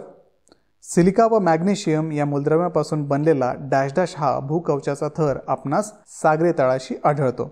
तर विद्यार्थी मित्रांनो, सियालच्या खाली जो थर आहे त्याला सायमा असे म्हणतात आणि या थरातील खडक सिलिका व मॅग्नेशियम यांच्या संयोगाने बनलेले आहेत. तर हा थर वजनाने सियालपेक्षा जास्त जड, म्हणजे याची जी डेन्सिटी आहे, घनता जी आहे ती जास्त आहे. तर याचा योग्य उत्तर असणार आहे ऑप्शन ब सायमा. चला पुढचा प्रश्न पाहूयात. घनगोल अशा पृथ्वीच्या केंद्रापासून समुद्र सपाटीपर्यंतचे अंतर म्हणजे पृथ्वीची त्रिज्या होय. ही त्रिज्या सुमारे डॅश डॅश किलोमीटर आहे. आपल्याला ऑप्शन्स दिलेत 6371, 2980, 3475 आणि 40009. तर विद्यार्थी मित्रांनो, पृथ्वीची जी त्रिज्या आहे ती 6371 एवढी, म्हणजे ऑप्शन अ त्याचं योग्य उत्तर आहे. ठीक आहे. चला पुढचा प्रश्न पाहूयात. 3 बाजूंनी पाणी व एका बाजूने जमीन असलेल्या भूभागास खालीलपैकी कोणती संज्ञा आहे? तर विद्यार्थी मित्रांनो, आपल्याला ऑप्शन्स दिलेत सामुद्रधुनी, त्याच्यानंतर बेट, खाडी आणि द्वीपकल्प. विद्यार्थी मित्रांनो, सामुद्रधुनी म्हणजे पाण्याच्या 2 मोठ्या भागांना जोडणारी अरुंद जलवाहिनी. 2 महासागर असतील आणि त्यांच्यामध्ये जी जलवाहिनी असेल त्याला सामुद्रधुनी असे म्हणतात. बेट म्हणजे हे चोहोबाजूंनी पाण्याने वेढलेले असते. खाडी जी आहे ती नदी जेथे समुद्राला जाऊन मिळते तेथील पाण्याच्या साठ्याला खाडी असे म्हणतात. आणि ज्यावेळेस 3 बाजूंनी जमीन पाण्याने वेढलेली असते त्याला द्वीपकल्प असे म्हणतात. तर याचं योग्य उत्तर आहे ड द्वीपकल्प. राहील लक्षात. चला पुढचा प्रश्न पाहूयात. 2 भूखंडाच्या मधून जाणाऱ्या व दोन्ही बाजूने सागरांना जोडणाऱ्या चिंचोळ्या जलपट्ट्यास डॅश डॅश असे म्हणतात. आपण मागच्याच प्रश्नामध्ये पाहिलं, या पट्ट्याला सामुद्रधुनी असे म्हणतात. चला पुढचा प्रश्न पाहूयात. 2 मोठ्या भूखंडांना जोडणाऱ्या व सागराचे विभाजन करणाऱ्या चिंचोळ्या भूपट्ट्यास खालीलपैकी कोणती संज्ञा आहे? तर विद्यार्थी मित्रांनो, याच्यामध्ये योग्य उत्तर आहे संयोग भूमी, ज्याच्यामध्ये 2 मोठे भूखंड हे जोडले जातात आणि याच्यामध्ये सागराचं विभाजन होतं. योग्य उत्तर आहे ब संयोग भूमी. चला पुढचा प्रश्न पाहूयात. पृथ्वीच्या परिघाचे सर्वप्रथम मापन करण्याचे श्रेय एरॅटोस्थेनस या शास्त्रज्ञास द्यावे लागेल. त्याने हे मापन खालीलपैकी कोणत्या परिमाणात केले आहे? आपल्याला ऑप्शन्स दिलेत मैल, नॉटिकल मैल, फॅटम आणि स्टेड. तर विद्यार्थी मित्रांनो, एरॅटोस्थेनिस हा ग्रीक खगोलशास्त्रज्ञ आहे. त्याने 2200 वर्षापूर्वी पृथ्वीचा परिघ अचूकपणे मोजला होता. त्याने स्टेड हे एकक वापरले होते. तर एक स्टेड म्हणजे एक ॲथलेटिक स्टेडियमची लांबी होय. आणि याच्या मोजमापामध्ये त्याला थोड्याशा त्रुटी आढळल्या गेल्या. हे मोजमाप आहे त्याच्यामध्ये 4% फरक आला. याचं कारण असं की सर्व स्टेडियमची लांबी समान नव्हती, त्याच्यामुळे स्टेड ऑप्शन ड याचं योग्य उत्तर आहे. ठीक आहे. चला पुढचा प्रश्न पाहूयात. टुंड्रा प्रदेशातील एस्किमो लोक हिवाळ्यात झुलू नावाच्या बर्फाच्या घरात राहतात आणि एस्किमोंच्या उन्हाळ्यातील तंबूच्या घरास काय म्हटले जाते? ऑप्शन्स दिलेत कायाक, ट्यूपिक, क्युमिस आणि क्रॉल. तर विद्यार्थी मित्रांनो, एस्किमो लोक उन्हाळ्यात जे घर बनवतात त्याला ट्यूपिक असे म्हणतात. तर ट्यूपिक जे बनवतात ते सील प्राण्यांच्या कातडीपासून बनवतात. एक तंबूप्रमाणे हे घर बनवलेलं असतं. तर याचं योग्य उत्तर आहे ऑप्शन ब ट्यूपिक. चला पुढचा प्रश्न पाहूयात. डॅश डॅश या उपयुक्त प्राण्यास टुंड्रा प्रदेशातील कामधेनू असे म्हटले जाते. ऑप्शन दिलेत सिल्वर फॉक्स, रेनडियर, पेंग्विन आणि मेरिनो. तर विद्यार्थी मित्रांनो, रेनडियर जे आहेत ते चराईने वनस्पतीचं नियंत्रण करतात आणि मातीचं आरोग्य सुधारतात. तसेच त्यांचे मांस आणि कातडीचा उपयोग एस्किमो लोक करतात. शिवाय ते आदिवासी लोकांसाठी त्यांच्या सांस्कृतिकदृष्ट्या महत्त्वाचे आहेत, कारण ते त्यांच्या पारंपरिक प्रथांसाठी अन्न आणि इतर साहित्य पुरवतात. तर रेनडियर ऑप्शन ब या प्रश्नाचं योग्य उत्तर आहे. ठीक आहे. चला पुढचा प्रश्न पाहूयात. वृत्तपत्रांसाठी लागणारा कागद मोठ्या प्रमाणावर पुरविणारा कॅनडा डॅश डॅश या भौगोलिक प्रकारात मोडतो. ऑप्शन आहेत सूचीपर्णी वृक्षांचा प्रदेश, प्रेअरीज प्रदेश, मोसमी हवामानाचा प्रदेश आणि टुंड्रा प्रदेश.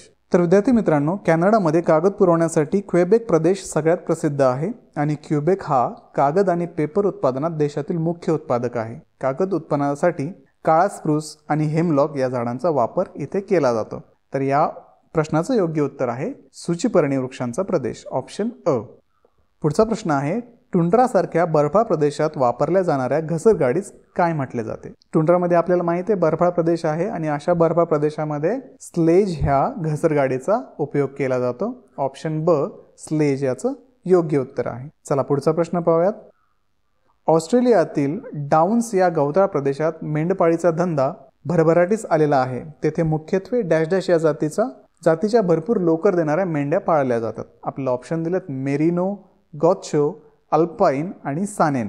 तर विद्यार्थी मित्रांनो, मेरिनो मेंढी जी आहे ती स्पेनमध्ये विकसित झालेली आहे आणि तिचा वापर मुख्यत्वे करून कापडासाठी केला जातो. या मेंढ्यांची जी कातडी आहे ती खूप नाजूक आणि मऊ असते, त्यामुळे त्याचा वापर उच्च दर्जाच्या लोकर उत्पादनासाठी पण केला जातो. तर याचं योग्य उत्तर आहे मेरिनो, ऑप्शन अ. ठीक आहे, आपण आता पुढचा प्रश्न पाहूयात. सुदानी प्रदेशात झुलू व मसाई हे आफ्रिकन वंशाचे लोक राहतात. त्यांच्या गवताच्या गोलाकार घरास डॅश डॅश असे म्हणतात. तर विद्यार्थी मित्रांनो, यांचं जे घर आहे ते घर गवत, लाकडे आणि मातीचा वापर करून गोलाकार पद्धतीने बनवलेलं असतं. तर या घराची जी बाहेरील बाजू आहे ती गवताने झाकलेली असते. हे घर गवताने झाकलेले असल्यामुळे उष्णता आणि थंड हवामानापासून आतमधल्या लोकांचं संरक्षण करते. तर याचं योग्य उत्तर आहे क्रॉल, ऑप्शन ब. ठीक आहे, चला पुढचा प्रश्न पाहूयात. वाळवंटातील हिरवळीच्या प्रदेशात डॅश डॅश असे म्हणतात. ऑप्शन आहेत ओॲसिस, ऑलिव्ह, डाऊन्स आणि स्टेप्स. तर विद्यार्थी मित्रांनो, याचं जे योग्य उत्तर आहे ते ओॲसिस आहे. वाळवंटामध्ये काही भागामध्ये पाणी असतं आणि त्या भागामध्ये हिरवळीचा प्रदेश निर्माण होतो, त्याला ओॲसिस असेही म्हणतात. विद्यार्थी मित्रांनो, प्रश्न आहे डॅश डॅश या प्राण्यास वाळवंटातील जहाज असे म्हटले जाते. तर आपल्याला ऑप्शन्स दिलेत रेनडियर, उंट, पेंग्विन आणि वीज. तर विद्यार्थी मित्रांनो, उंटाला वाळवंटातील जहाज असे म्हटले जाते कारण वाळवंटाच्या कठीण परिस्थितीत माणसाला उपयोगी पडणारा हा प्राणी आहे आणि उंटाच्या विशेष शरीररचनेमुळे आणि सहनशक्तीमुळे त्यांना वाळवंटी भागात दूरचे प्रवास करणे शक्य होते. त्यामुळे उंटाला वाळवंटातील जहाज असे म्हणतात. तर याचं योग्य उत्तर आहे ऑप्शन ब, उंट. ठीक आहे, चला पुढचा प्रश्न पाहूयात. डॅश डॅश या सामुद्रधुनीने हिंदी महासागर व पॅसिफिक महासागर जोडले गेलेले आहेत. आपल्याला ऑप्शन्स दिलेले आहेत पाल्क, मलाक्का, पनामा, जिब्राल्टर. तर मित्रांनो, मलाक्का या सामुद्रधुनीने हिंदी महासागर आणि पॅसिफिक महासागर जोडले गेलेले आहेत. तर मलाक्का सामुद्रधुनी जी आहे ती भारतीय महासागराला पूर्वेस असलेल्या दक्षिण चीन समुद्राशी जोडते आणि हा जगातील महत्त्वाच्या समुद्रमार्गापैकी एक मार्ग आहे. तर याचं योग्य उत्तर आहे ब, मलाक्का. ठीक आहे, चला पुढचा प्रश्न पाहूयात. खालीलपैकी कोणत्या संयोग भूमीने उत्तर अमेरिका आणि दक्षिण अमेरिका ही खंडे जोडली गेली आहेत? आपल्याला ऑप्शन्स दिलेत पाल्क, मलाक्का, पनामा, जिब्राल्टर. तर मित्रांनो, उत्तर अमेरिका आणि दक्षिण अमेरिका हे जे दोन खंड आहेत, या खंडांना पनामा संयोग भूमीने जोडले गेलेले आहे. हे स्थान जे आहे त्याला पनामा कॅनॉल असे पण म्हणतात आणि पनामा कॅनॉल हा अटलांटिक महासागर आणि पॅसिफिक महासागर यांच्यातील जलवाहतूक सोपी करण्यासाठी मदत करतो. तर या प्रश्नाचं योग्य उत्तर आहे क, पनामा.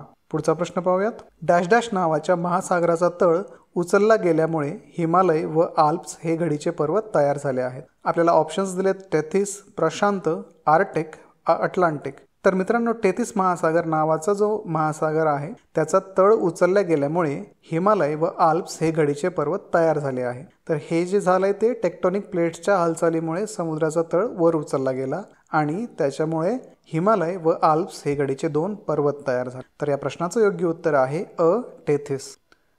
पुढचा प्रश्न पाहूयात. जपानमधील फुजियामा हा डॅश डॅश ज्वालामुखी होय.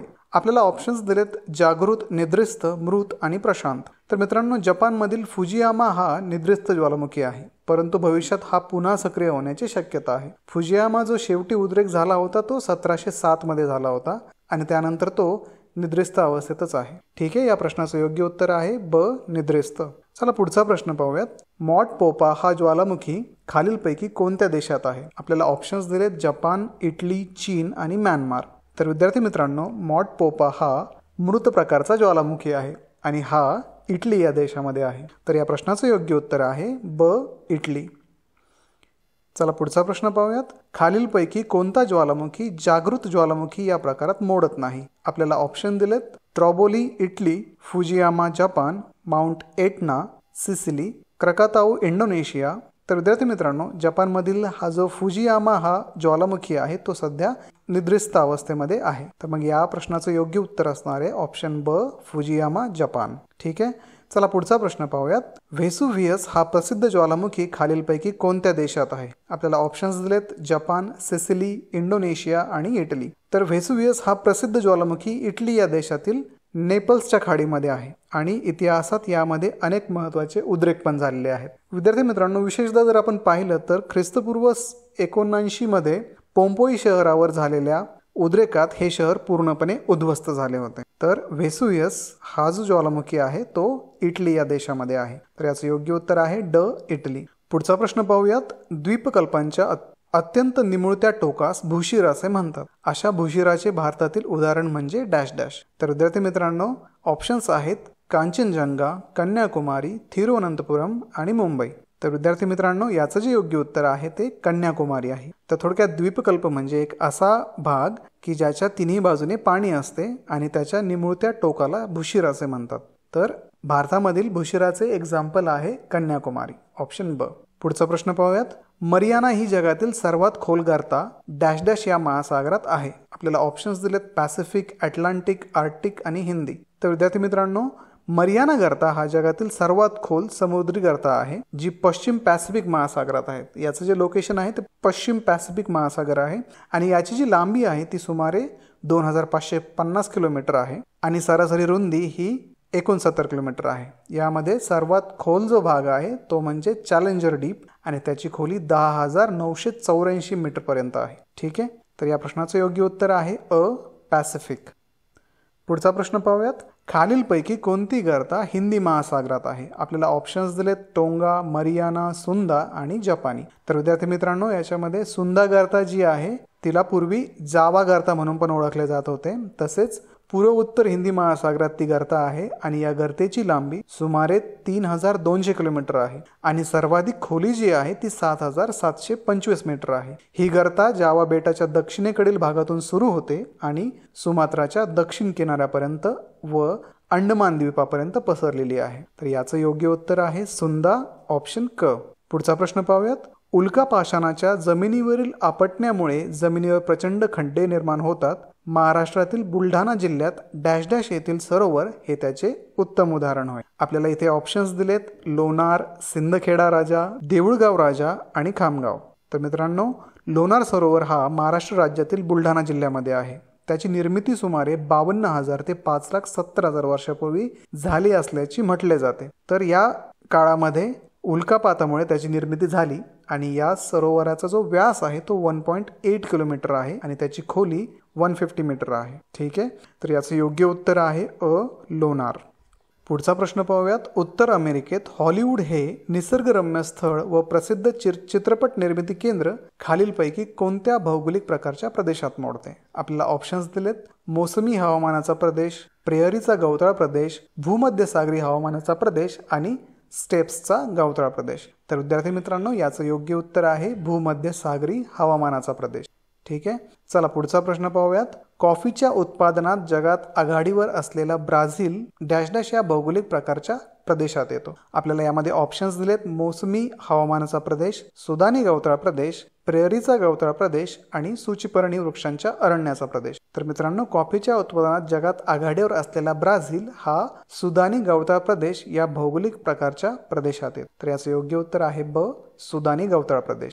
विद्यार्थी मित्रांनो, प्रश्न आहे रोगट हवामानामुळे काँगोच्या खोऱ्यात राहणाऱ्या पिग्मी लोकांचे आयुर्मान अतिशय कमी आहे आणि काँगोचे खोरे खालीलपैकी कोणत्या भौगोलिक प्रकारच्या प्रदेशात मोडते. आपल्याला ऑप्शन्स दिलेत भूमध्यसागरी हवामानाचा प्रदेश, विषुववृत्तीय घनदाट अरण्याचा प्रदेश, ध्रुवीय किंवा टुंड्रा प्रदेश आणि ड, सूचीपर्णी वृक्षांच्या अरण्याचा प्रदेश. तर मित्रांनो, पिग्मी लोक जे आहेत ते मुख्यतः जंगलात राहतात आणि त्यांचं जे दिनचर्या आहे ती शिकार करून स्वतःचं अन्न मिळवणं ही आहे. तसेच त्यांच्याकडे आरोग्य सेवा आणि वैद्यकीय साधने यांचा तुटवडा आहे. म्हणजे ही साधने त्यांच्याकडे उपलब्ध नाहीत आणि त्यांची प्रतिकारशक्ती पण कमी आहे.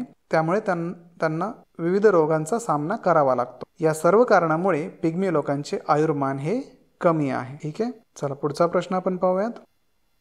खालीलपैकी कोणत्या सागरात क्षारांचे प्रमाण सर्वाधिक आहे. आपल्याला ऑप्शन्स दिलेत तांबडा समुद्र, मृत समुद्र, अरबी समुद्र, बंगालचा उपसागर. तर मित्रांनो, मृत समुद्र जो आहे त्याला डेड सी पण म्हणतात आणि इस्रायल आणि जॉर्डनच्या सीमेवर तो स्थित आहे. याला मृत समुद्र असे नाव दिले आहे. याचं कारण म्हणजे याच्यामध्ये क्षारांचं प्रमाण खूप जास्त आहे आणि यामुळे याच्यामध्ये कुठलाही जीव किंवा वनस्पती तग धरू शकत नाही किंवा जगू शकत नाही, म्हणूनच याला मृत समुद्र असे म्हणतात.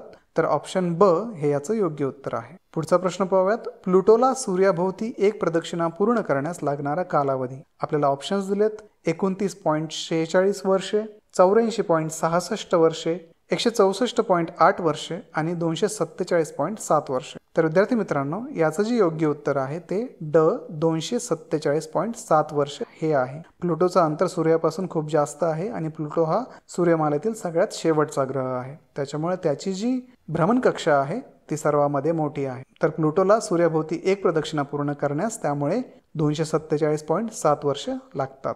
चला पुढचा प्रश्न पाहूयात. हिंदी महासागरातील डॅश डॅश हे प्रवाळ बेटाचे उदाहरण म्हणून सांगता येईल. ऑप्शन्स दिलेत आपल्याला मॉरिशस, श्रीलंका, मालदीव आणि डियोगो गार्शिया.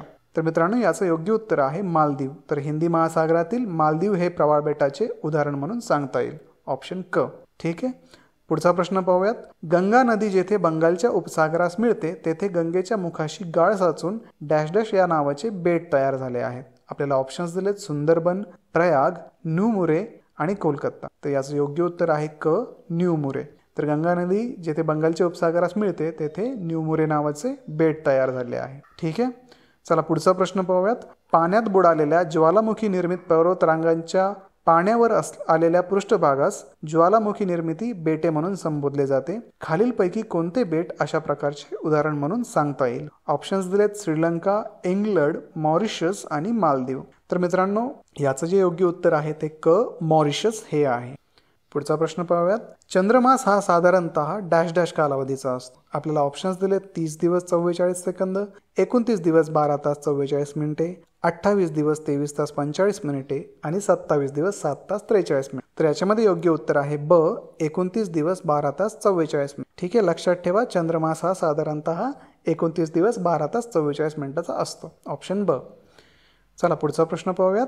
खालील काही विशिष्ट जमाती व त्या ज्या देशात आढळतात ते देश यांच्या जोड्या दिल्या आहेत. पैकी कोणती जोडी चुकीची आहे. ऑप्शन्स दिलेत आपल्याला Kikuyu Kenya, Ouran Norway, Papua New Guinea आणि पिग्मी काँगो. तर विद्यार्थी मित्रांनो याच्यामध्ये ओरॉन जमात जी आहे ती भारतातील एक आदिवासी जमात आहे जी मुख्यत्वे करून झारखंड, बिहार, ओडिसा, छत्तीसगड आणि पश्चिम बंगालमध्ये आढळते. या जमातीला कुरुख असेही म्हटले जाते. तर याचं योग्य उत्तर आहे ब. ओरॉन नॉर्वे. ठीक आहे. पुढचा प्रश्न पाहूयात. उत्कृष्ट घोडेस्वार म्हणून प्रसिद्ध असलेली रशियाच्या गवताळ प्रदेशातील जमात. ऑप्शन्स दिले आपल्याला कोझॅक, किर्गिज, सेमॉइड आणि ओरॉन.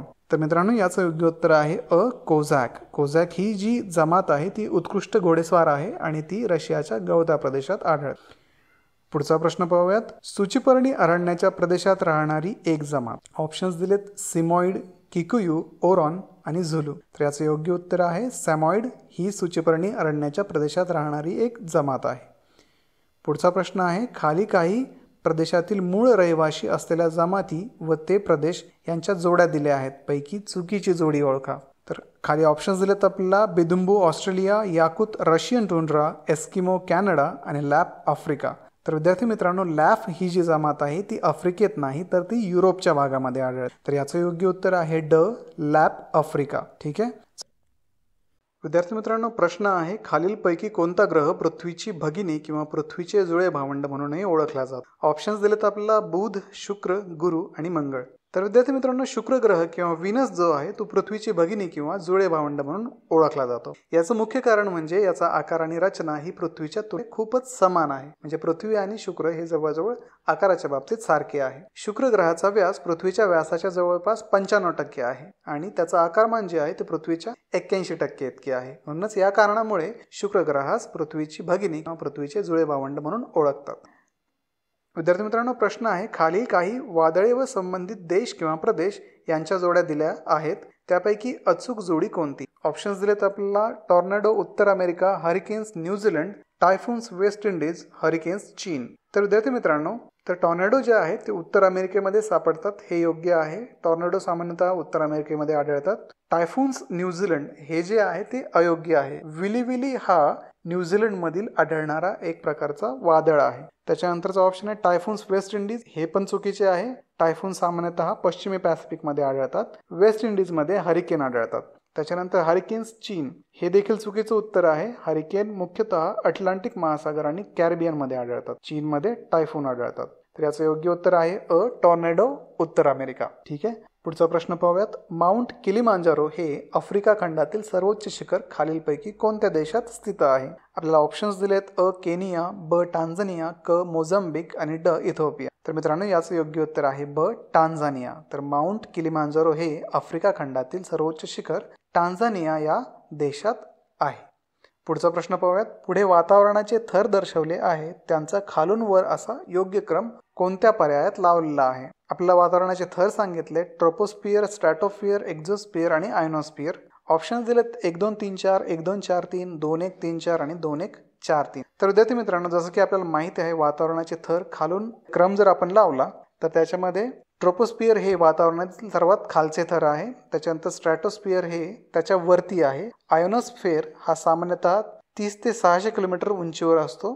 त्याच्यानंतर येतो एक्झोस्फिअर, हा वातावरणातील सर्वात वरचा थर आहे. यामुळे जो योग्य क्रम असणार आहे तो ट्रोपोस्फिअर, स्ट्रॅटोस्फिअर, आयनोस्फिअर आणि एक्झोस्फिअर म्हणजे ऑप्शन ब असणार आहे.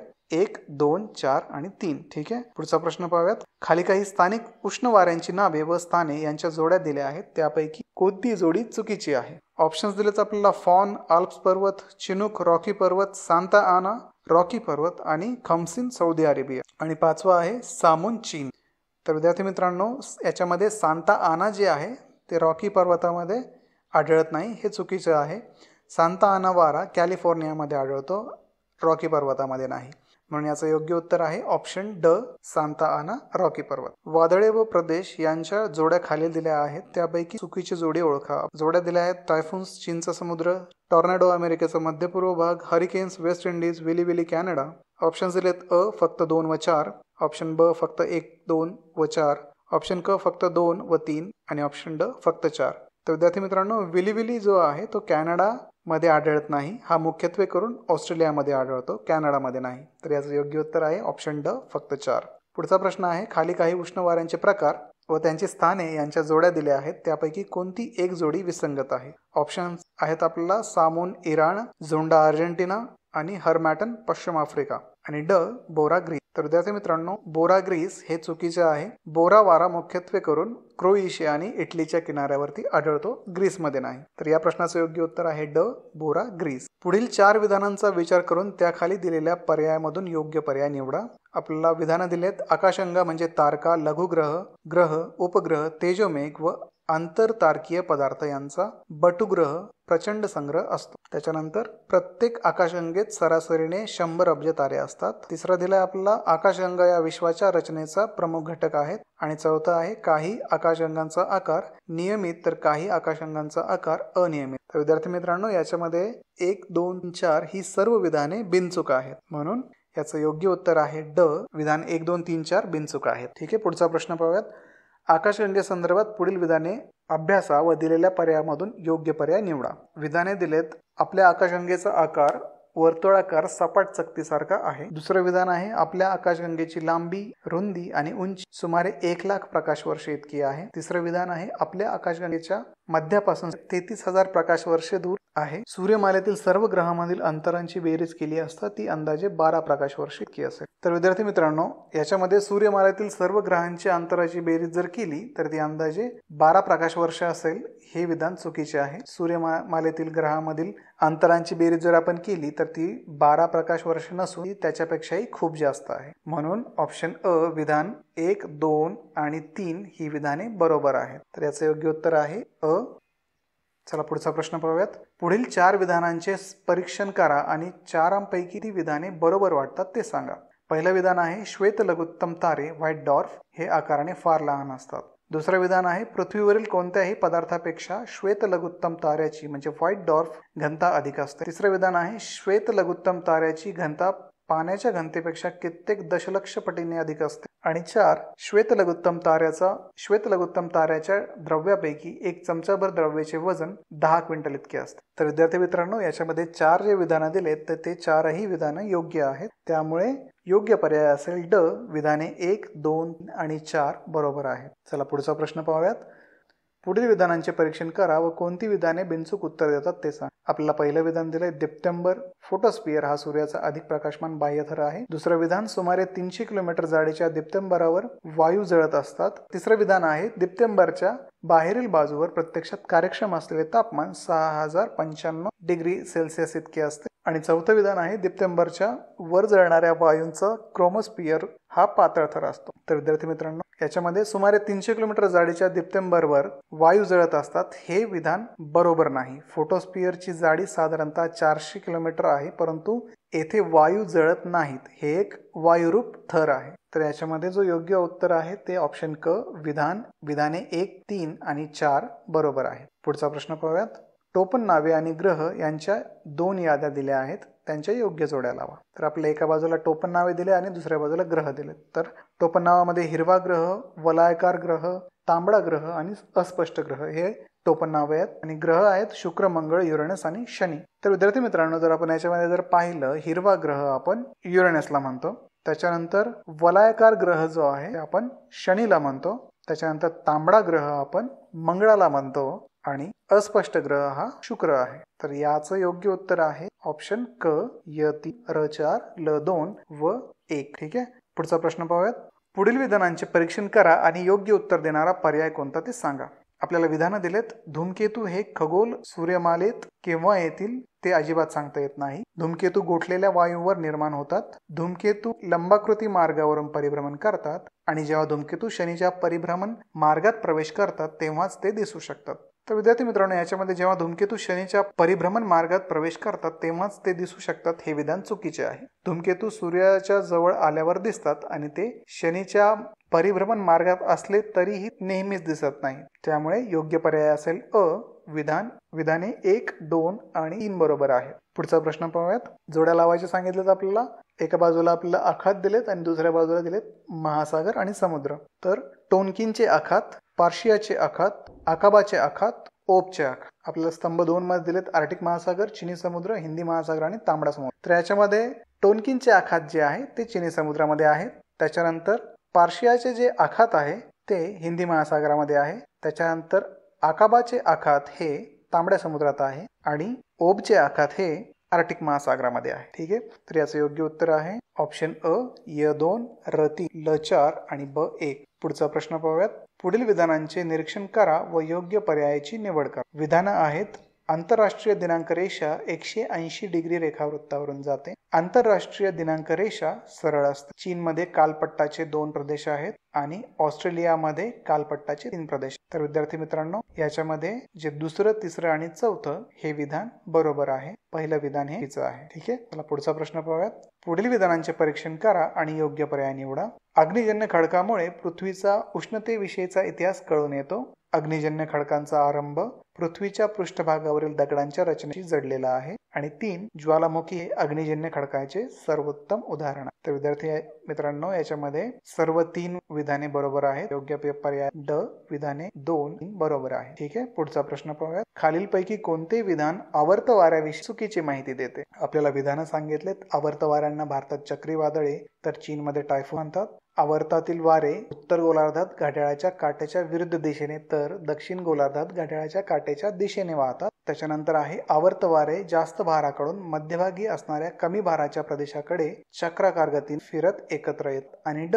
आवर्त वाऱ्यांना वेस्ट इंडिज मध्ये टॉर्नाडो, उत्तर अमेरिकेत हरिकेन संबोधले. तर विद्यार्थी मित्रांनो, याच्यामध्ये ऑप्शन ड चुकीची माहिती, म्हणून याचं योग्य उत्तर आहे ड.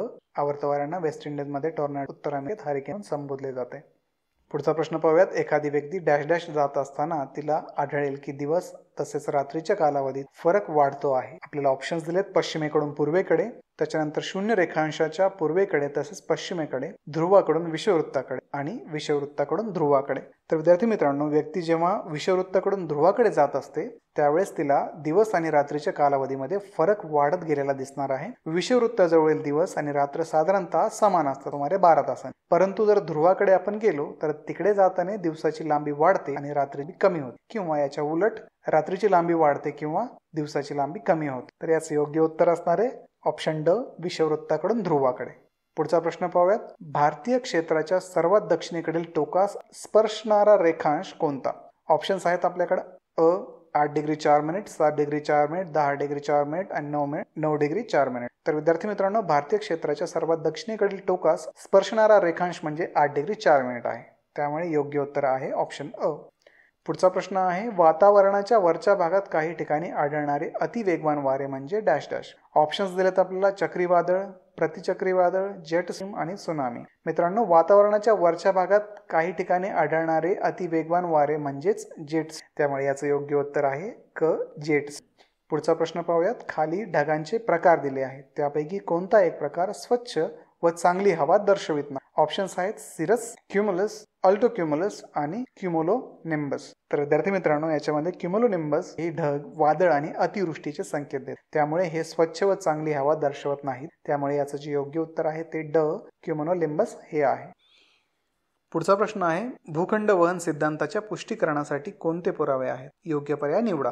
आपल्याला उदाहरणे दिले जिग्सॉ फॅट, भ्रंशमूलक प्रवाह, विविध क्षेत्रातील जीवाश्म आणि प्रावरणामधील अभिसरण. तर ऑप्शन्स आहेत अ 1 आणि 4, ब 2 आणि 4, क 1 आणि ड 1 आणि. तर विद्यार्थी मित्रांनो, यामध्ये क 1 आणि 3 पर्याय योग्य आहे, कारण जिग्सॉ फॅट आणि विविध क्षेत्रातील जीवाश्म हे भूखंड वहन सिद्धांताच्या पुष्टीकरणासाठी महत्वाचे पुरावे आहेत. ठीक आहे, पुढचा प्रश्न पाहूयात. स्थानिक वारे आणि ते ज्या प्रदेशात आढळतात ते प्रदेश यांच्या योग्य जोड्या जुळवा.